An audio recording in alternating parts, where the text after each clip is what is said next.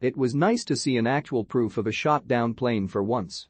Yugoslav newspapers and radios were flooded with propaganda about enemy suffering crippling losses in the air, but most people didn't give much credence to those claims until pictures of the downed invisible F-117A started circulating.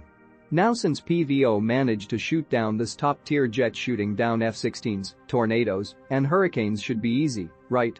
More people started taking kill claims at face value, so it raised the morale in the country tremendously. Morale of our battery was also boosted. Everyone wanted to go back home and tell everyone that he had also shot down an invisible one. Can't be me. 21.4.1999, 2 days before the bombing started. I arrived to my barracks in southern Belgrade via train. The building complex was completely dark, guarded by soldiers in bulletproof vests. They direct me towards a tent of our division, outside of the complex.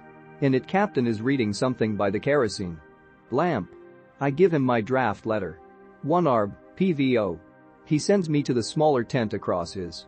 It's filled with hay and blankets. That's where I spent my first night. Tomorrow morning I met 8 others from my division who also showed up so far. Division commander. 2 operators. 1 driver. 1 BRDM commander. 1 radio guy in charge of division communication. 2 mechanics. They would visit us once a week. We would give them a list of everything that we managed to break on our BRDMs, and they would fix it in no time, usually without spare parts. We eventually started calling them doctors. By this time Strela 1s were in reserve, and the country was under heavy sanctions since '91. They were usable, but in poor condition. On average there were only 3x3 meters camo nets left per vehicle, usually enough for just one side. Insult to injury, they were also in terrible shape, so we had to patch them up with whatever was at hand. Be me. Elite operator. Gucci tier gear. Decked out in unobtainium grade LVLIV plus plates. Quat, NVGs. Suppressed mean caliber bullet hose. Jump out of helicopter like a fucking badass. Get fatally shot in the neck artery by a tribesman with 100-year-old BP caplock Jezil. MFW.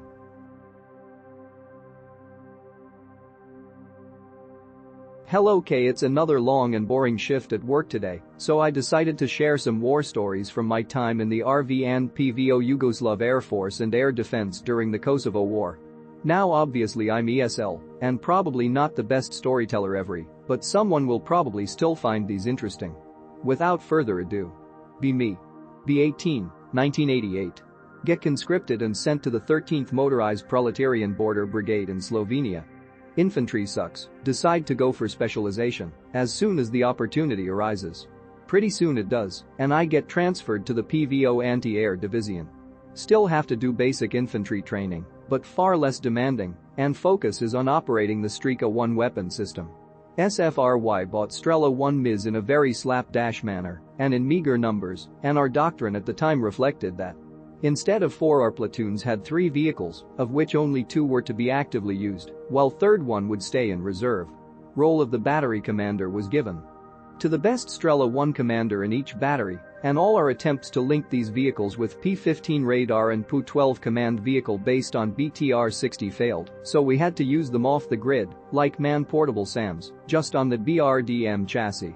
To counter enemy air threats we had to rely on information provided by Division HQ and CVOJ radar trucks, and then manually find those dots on the sky, and hope we can perform all the necessary steps to launch a rocket before our 6-second launch window runs out.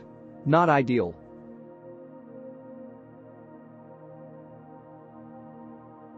Be me.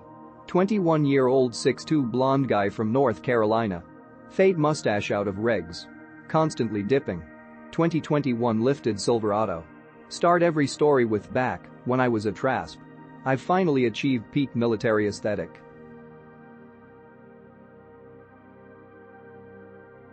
Be me. Middle of icy frigid winter.